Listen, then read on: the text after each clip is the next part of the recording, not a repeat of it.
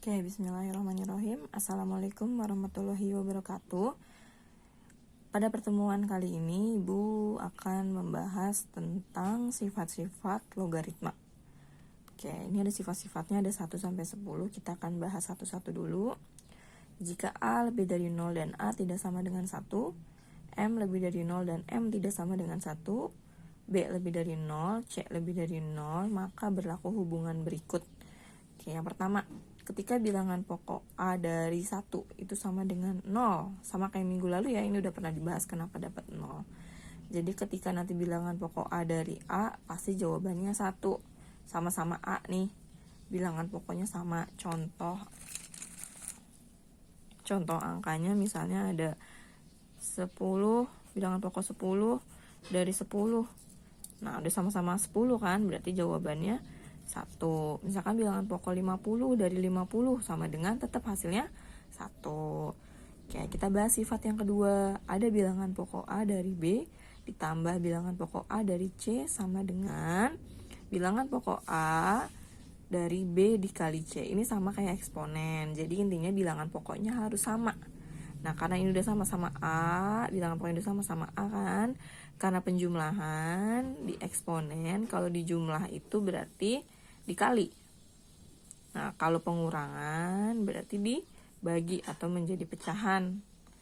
Nah, itu sama kayak konsepnya eksponen. Berarti jadinya bilangan pokok A dari B kali C. Kalau dikurang tetap sama bilangan pokoknya, berarti B per C. Dengan syarat bilangan pokoknya tetap ditulis. Nah, itu contoh 1, 2, dan 3. Boleh kalian pause dulu dan kalian catat di buku catatan.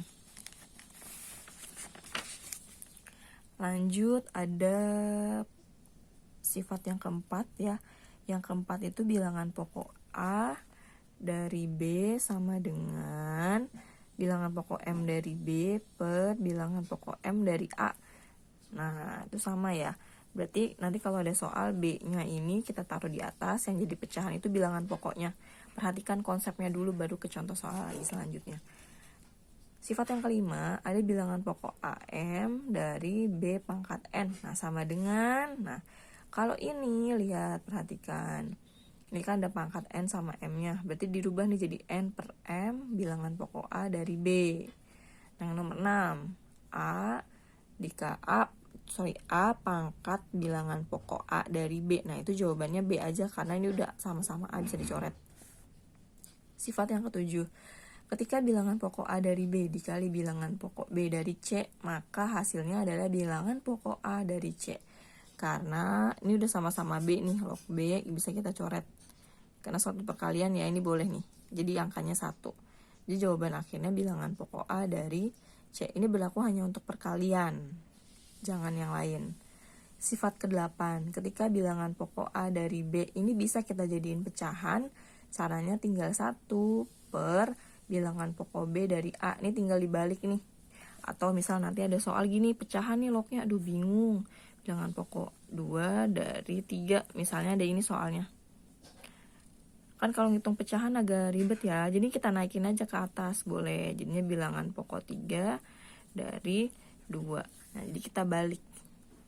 Tuh sifat yang ke-8. Sifat yang ke-9, bilangan pokok A dari B per C. Nah, ini sama nih, bisa kita jadi di min ya. Bilangan pokok A dari C per B, jadi tinggal dibalik tapi tetap tambahin min. Sifat terakhir yang ke-10, ada bilangan pokok A pangkat M dari B pangkat M. Nah, sama dengan ini sama-sama M nih. Jadi langsung aja tulis bilangan pokok A dari B. Kalau yang sifat 5 tadi kan bilangan pokok A dari B-nya pangkatnya N sama M nih, beda angka. Nanti kalau di soal berarti tetap tulis N per M-nya. Kalau yang ini udah sama-sama M, jadi tinggal tulis bilangan pokok A-nya dari si B. Gitu, coba kalian pahamin sifatnya, silahkan dicatat di buku catatan menggunakan pulpen secara rapi. Oke, selanjutnya kita beralih ke contoh soal sifat-sifat logaritma tadi. Oke, contoh yang pertama, misal ada log 5 ditambah log 2. Perhatiin, nah ini bisa kita pakai sifat logaritma berikut yang tadi ya. A kalau lognya sama-sama, bilangan pokoknya sama. Ini kan bilangan pokoknya tidak ada, dianggapnya 1. Ini juga bilangan pokoknya nggak ada, dianggapnya 1. Nah, bilangan pokoknya udah sama. Kalau penjumlahan berarti kita kali sesuai sifat logaritma tadi, berarti tinggal log 5 kali 2 jadinya sama dengan log 10 ya. Kalau log 10 itu berarti hasilnya 1. Kalau log 100 berarti 2, log 1000 berarti 3, tergantung ada angka nolnya berapa. Log 10.000, oh berarti sama dengan 4 karena nolnya ada 4. Contoh soal yang kedua, ada bilangan pokok 2 dari 16 dikurang bilangan pokok 2 dari 4. Nah, sama nih, bilangan pokoknya udah sama-sama 2 kan. Nah, udah kan, berarti bisa pakai sifat logaritma. Tinggal bilangan pokok 2 dari, nah kalau pengurangan berarti dibagi gini ya. Berarti jadinya jawabannya bilangan pokok 2 dari 4. Karena 16 bagi 4 itu 4. Nah, ini konsep yang minggu lalu. Bilangan pokoknya udah 2 nih. Ya, bilangan pokoknya 2. Ininya masih 4. Berarti 4 ini harus kita rubah. Jadi bilangan pokoknya harus 2 juga. 2 pangkat berapa yang hasilnya 4?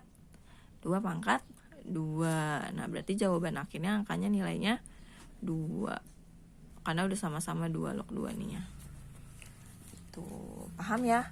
Ini yang penjumlahan dan pengurangan, contoh soalnya seperti itu. Oke, kita lanjut ke contoh soal yang udah agak rumit.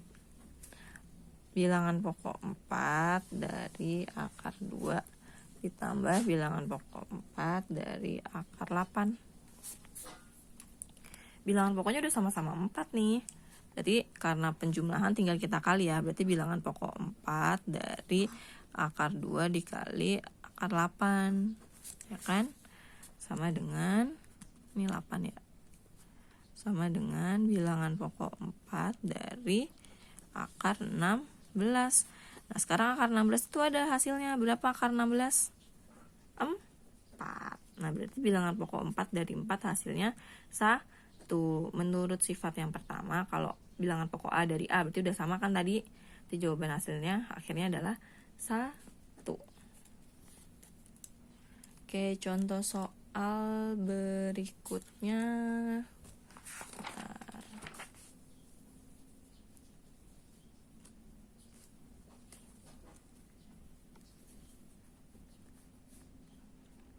Misal jika muat nggak nih?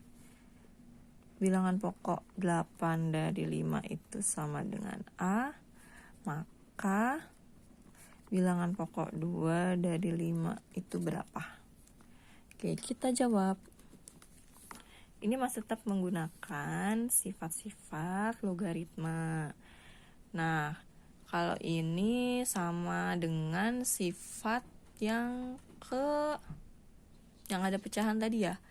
Sifat yang ke log 5 itu log 5 per log 8 berarti ambil sifat yang ke 4. Sifat yang keempat. Sifat yang keempat ya. Berarti di sini kan log 5 per log 2. Nih dari yang ditanya. Oke, berarti sama aja. Kita cari deh. Berarti kalau bilangan pokok 8 dari 5 itu sama aja. Ini kita sederhanain dulu. Jadi kan jadinya 2 pangkat 3 log 5 sama dengan A. Ya kan?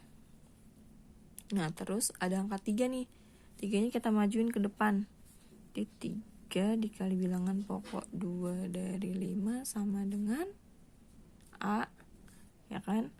Terus berarti kita rubah jadi bilangan pokok 2 dari 5 sama dengan 3A. Nah, ini 3-nya kita pindahin ke samping. Jadinya 3A. Setelah itu udah dapet, baru deh ke sini. Log 5 per log 2 itu sama aja kayak bilangan pokok 2 dari 5 menurut sifat si 4. Udah dapet kan? Berarti jawabannya 3A.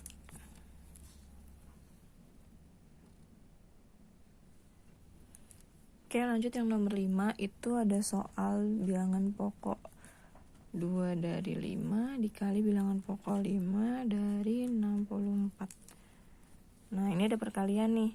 Kalau ada perkalian gini, kita pakai sifat ke-7 yang bisa kita coret. Karena udah sama-sama ada log 5. Nah, di jawaban akhirnya tinggal 2 log 64.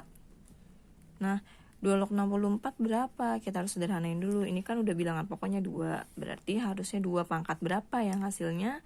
64. 2 pangkat 6. Itu jawaban akhirnya adalah 6. Nah, ini lanjut kita ke tugas 7. Ada nomor 1 sampai 6 esai. Silakan kalian kerjakan di buku latihan menggunakan cara jawaban yang lengkap. Gunakan pulpen dan kalian kumpulkan di Google Classroom sesuai dengan waktu yang telah ditentukan. Apabila ada pertanyaan, boleh silakan chat ibu secara personal di WA ya, jangan di Google Classroom-nya. Oke, terima kasih. Wassalamualaikum warahmatullahi wabarakatuh.